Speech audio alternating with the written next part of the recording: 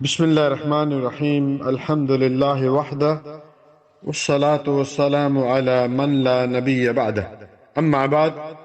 بیٹی کو شادی کے بعد رخصتی پر چند عظیم نصیحتیں۔ میری پیاری لخت جگر اور نور نظر، آج تم اپنا گھر چھوڑ کر اپنے ماں باپ، بہن بھائی اور جملہ اہل خاندان کو چھوڑ کر ایک ایسے اجنبی اشیانہ اور اجنبی شخص کی طرف جا رہی ہو جسے تم پہچانتی نہیں ہو۔ ایسے شخص کی ہم سفر اور شریک حیات بننے جا رہی ہو جو اپنے علاوہ کسی کو، یہاں تک کہ تیرے عزیز ترین رشتہ داروں کو بھی تیرے اندر اپنا حصہ دار دیکھنا گوارا نہیں کر سکے گا۔ میری بیٹی، تم ایک ایسے ساتھی اور دوست سے ملو گی جس سے تم مانوس نہیں ہوگی، جس کی عادتوں سے تم واقف نہیں ہو اور نہ ہی خاندان سے۔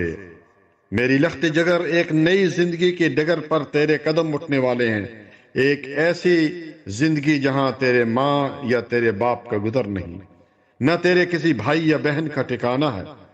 تو اس کی بیوی کا، ماں کا کردار ادا کرنا، اس کے ساتھ اچھا برتاؤ کرنا، گویا کہ تو ہی اس کی زندگی کی کل پونجی اور اس کی زندگی کل سرمایہ ہے۔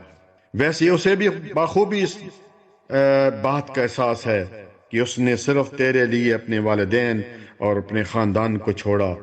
یہ تحریر کرتے وقت آنکھوں میں آنسو بھی ہیں، لیکن یہ دنیا کی ریت ہے۔ بیٹی کو آخر ایک دن ماں باپ کے گھر چھوڑ کر ایک دوسرے کے گھر جانا ہوتا ہے۔ میری نور نظر، یہ تیرا حال اور مستقبل ہے۔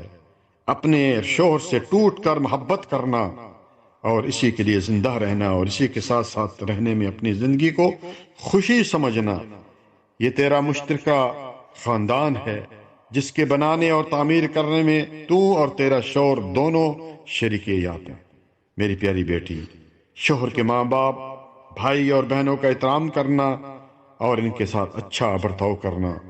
اگر وہ بدسلوکی کریں تو اسے برداشت کرنا، خصوصاً اپنی ساس اور سسر کی زیادتیوں کو سہنے کی کوشش کرنا، کیونکہ آگ آگ سے نہیں پانی سے بجھتی ہے، اور جب کسی معاملہ میں نرمی کی جائے تو اس کے اندر حسن اور خوبصورتی پیدا ہوتا جائے، جیسے کہ رسول اللہ صلی اللہ علیہ وآلہ وسلم نے جو ہے فرمایا، آج اگر تم اپنے خامند کے ماں باپ کے ساتھ اچھا سلوک کرو گے تو کل بڑھاپے میں تمہاری بہو بھی تمہارے ساتھ اچھا سلوک کریں گی۔ اللہ تعالیٰ نے اس لیے قرآن کریم میں فرمایا سورۃ کہف میں کہ ہم نیک کام کرنے والوں کا اجر ضائع نہیں کرتے۔ اللہ اکبر۔ غالباً آیت نمبر 7۔ ہمیشہ اللہ پر توکل رکھنا، جس طرح کہ نبی صلی اللہ علیہ وآلہ وسلم نے اسماعیل حضرت حاجہ علیہ السلام کے بارے میں بتایا کہ جب ابراہیم علیہ السلام نے انہیں ان کے بیٹے کو بیابان ریگستان میں چھوڑا، جہاں نہ کھانا ہے، نہ پانی ہے، نہ گھر ہے، کوئی شخص نہیں، کوئی نہ چرند ہے پرند ہے، اپنے رب کے حکم کی تعمیل کرتے ہوئے چل پڑے، تو حضرت ہاجرہ آواز دیتی ہیں، ابراہیم، ہمیں آپ جو اس وادی میں چھوڑ کر کہاں جا رہے ہیں جہاں نہ انسان ہے اور نہ کوئی اور چیز ہے؟ تو انہوں نے کئی بار اس جملے کو دہرایا، ایسے ہی کہا۔ جب کوئی جواب نہ ملا تو حضرت حاجرہ نے پوچھا، اللہ نے آپ کو اس کا حکم دیا؟ جواب ملا، ہاں۔ تب حاجرہ علیہ السلام نے کہا کہ پس وہ ہمیں ضائع نہیں کریں۔ بخاری حدیث نمبر 3364۔